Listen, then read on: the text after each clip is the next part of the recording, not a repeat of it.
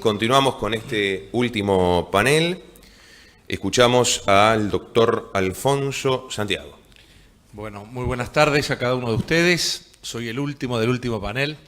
Los felicito por la resistencia, por estar colmando este salón verde de la Facultad de Derecho.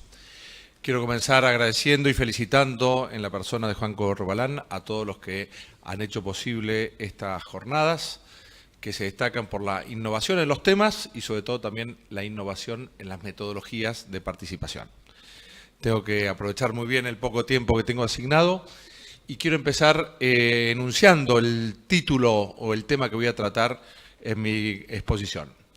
Voy a hablar de la resolución por parte del juez nacional de posibles conflictos insalvables entre las normas constitucionales y los textos o jurisprudencias convencionales. Es decir, ¿qué tiene que hacer un juez nacional que se encuentra frente a un conflicto que luego de intentar armonizar normas convencionales y constitucionales tiene que hacer una opción? ¿Por cuál debe elegir? ¿Por seguir la norma constitucional o seguir la norma convencional? Haciendo unas consideraciones generales que enmarcan la cuestión que voy a desarrollar, podemos decir que la puesta en marcha del Sistema Interamericano de Derechos Humanos ha creado un interesantísimo problema de su articulación y armonización con la protección que también realizan las normas y los tribunales nacionales. Según lo establece el preámbulo de la Convención Americana de Derechos Humanos, el Sistema Interamericano de Derechos Humanos es coadyuvante, complementario y subsidiario de la protección que brindan los Estados nacionales, quienes son los principales responsables de su garantía y promoción. Ambos sistemas son diferentes, independientes, y no hay entre ellos una estricta dependencia jerárquica. Se trata de un sistema multifocal, ya que cada uno de estos subsistemas tiene normas y órganos propios cuya operación ha de articularse y armonizarse, una especie de trabajo en red. Establecida esta distinción, corresponde señalar que ambos subsistemas están llamados a tener una intensa interacción recíproca de cara al logro del objetivo común que pretenden alcanzar: la protección y defensa de los derechos humanos de las personas que viven en el continente americano. Debido a ello, el diálogo interjurisdiccional en ambas direcciones surge como una necesidad ineludible y creciente. La Corte Suprema Argentina ha ido desarrollando una serie de doctrinas y criterios jurisprudenciales de cara al logro de este objetivo de creciente armonización. Pienso que ha ido desarrollando 9 criterios fundamentales que ahora simplemente voy a enunciar: el monismo de fuentes, el carácter operativo de los derechos reconocidos en los tratados internacionales, la supremacía de esos tratados sobre las leyes ordinarias, la presunción de la plena compatibilidad de dichos tratados con la Constitución, el seguimiento como pauta insoslayable de la interpretación de las doctrinas elaboradas por los órganos convencionales, el cumplimiento de las sentencias de la Corte Interamericana de Derechos Humanos, la adopción o el reconocimiento de la doctrina del control de convencionalidad, y finalmente el carácter vinculante de las recomendaciones de la Corte Interamericana de Derechos Humanos. Es decir, la Corte Suprema Argentina ha sido, a nivel de derecho comparado, tal vez uno de los tribunales que más se ha abierto, que más apertura ha tenido hacia el influjo tan positivo de los tribunales internacionales y del derecho convencional. Y esto ha producido notables transformaciones del sistema jurídico argentino en materias de derechos humanos en muchos y diversos ámbitos del quehacer jurídico: el derecho penal, el derecho civil, el derecho administrativo, el derecho de familia, el derecho laboral, etc. Por ejemplo, la revisión amplia de los recursos de apelación en materia penal, la garantía del doble conforme, la modificación de la tipificación penal de los delitos de calumnias e injuria, la revisión judicial de los procesos de institución de jueces, son algunas de las instituciones fuertemente modificadas por el influjo o por la recepción de la doctrina elaborada o de los textos o las doctrinas elaboradas en sede internacional. El doctor Pablo Saavedra nos expuso sobre qué impacto había tenido a lo largo de sus 200 y pico de sentencias la Corte Interamericana de Derecho en los distintos países, en una muy buena síntesis de los distintos aportes que se habían realizado. Bien, pero más allá de estas pautas de armonización entre el derecho interno y el derecho internacional de derechos humanos, se puede plantear la cuestión de cómo un juez nacional debe resolver un conflicto insalvable entre la Constitución y una norma o criterio interpretativo proveniente del derecho internacional de los derechos humanos. Las preguntas decisivas que corresponde plantear y resolver en torno a esta problemática son las siguientes. ¿A qué norma, la constitucional o la convencional, corresponde el máximo rango normativo en el sistema jurídico argentino? En caso de conflicto insalvable, ¿el juez nacional debe optar por la norma convencional o la constitucional? Constitucional o convencional.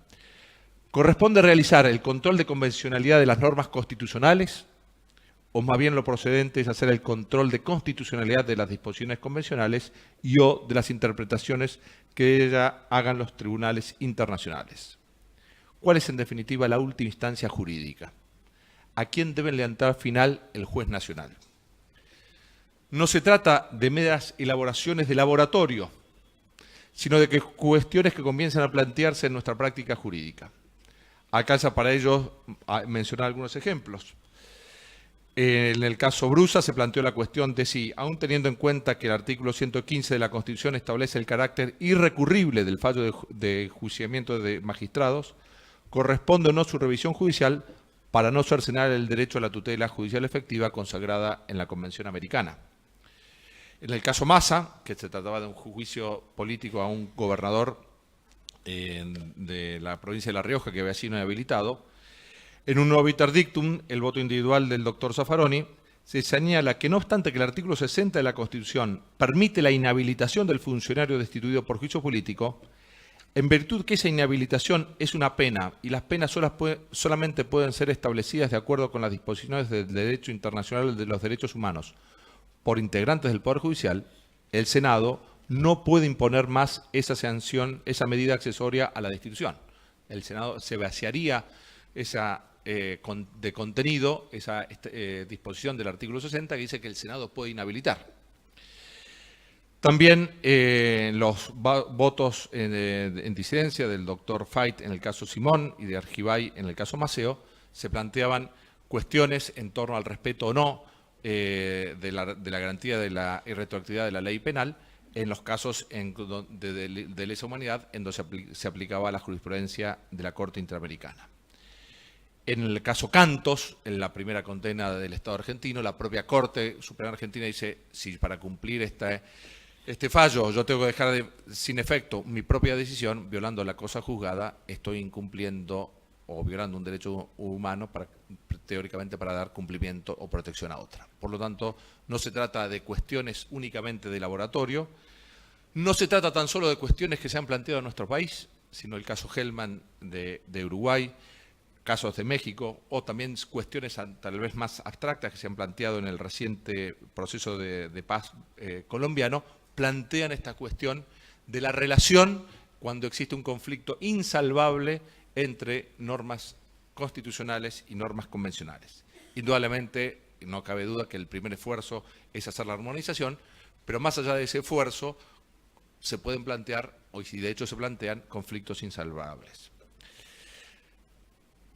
Dar respuesta a esta cuestión es algo complejo, difícil, pero trascendente. Establecer siempre cuál es la última instancia jurídica es un problema que tiene enormes consecuencias políticas, institucionales y jurídicas.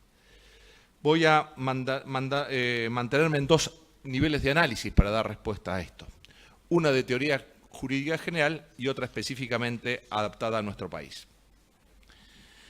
Señala Kelsen, al referirse a las relaciones que guardan entre sí el derecho internacional y el interno, que ambos sistemas son igualmente correctos e igualmente justificados.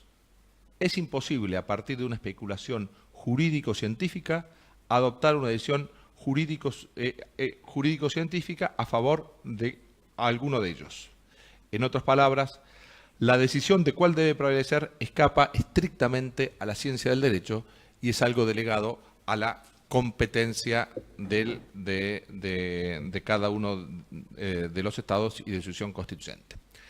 La tesis que de modo general sostengo es la siguiente. La supremacía es siempre constitucional, pero la Constitución puede adoptar por una decisión que la primacía normativa sea de la norma internacional sobre la constitucional. Volviendo a la punta.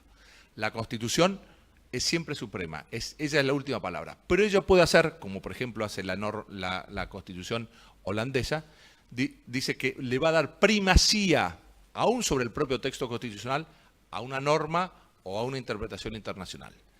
Pero si no adopta esta decisión, que tiene rango por la trascendencia que tiene a nivel constitucional, corresponde, por un principio de lógica jurídica general, la primacía normativa de la Constitución sobre las normas internacionales.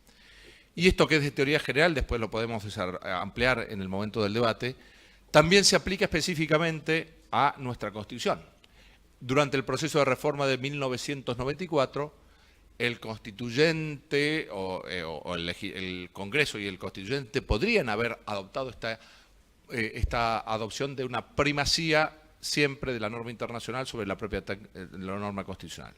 Sin embargo, la decisión del constituyente fue que la incorporación del derecho internacional de derechos humanos tuviese siempre un carácter complementario y respetase todas las normas de la primera parte de la Constitución, particularmente de tres de ellas que están establecidas.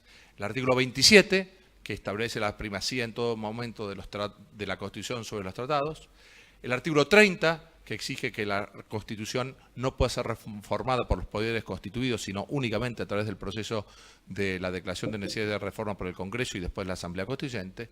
Y finalmente, el artículo 31, que establece en todo la supremacía de la Constitución sobre cada una de las normas. Estas tres normas que integran la primera parte no podían ser modificadas por la habilitación de la Ley 24.309.